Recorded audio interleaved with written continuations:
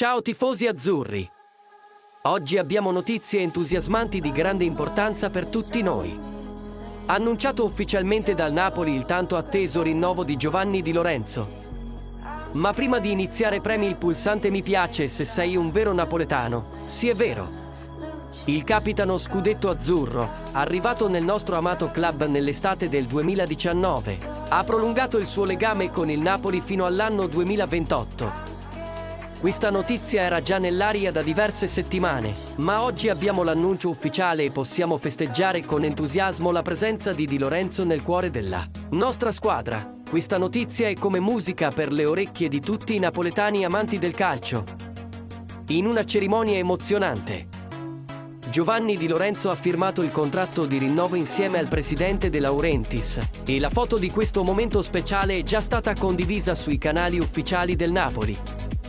Di Lorenzo è diventato una parte fondamentale della nostra squadra, dimostrando dedizione, grinta e abilità in ogni partita. La sua leadership dentro e fuori dal campo è stata fonte di ispirazione per tutta la squadra e per noi tifosi, e ora, con il rinnovo del contratto, avremo la gioia di vederlo difendere i colori del Napoli per molti altri anni a venire.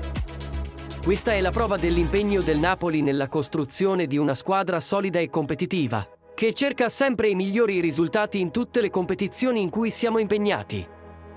Quindi festeggiamo questa notizia con entusiasmo e orgoglio. Di Lorenzo è un simbolo della passione e della corsa che caratterizzano il Napoli, e il suo rinnovo è una dichiarazione d'amore per il club e per i tifosi.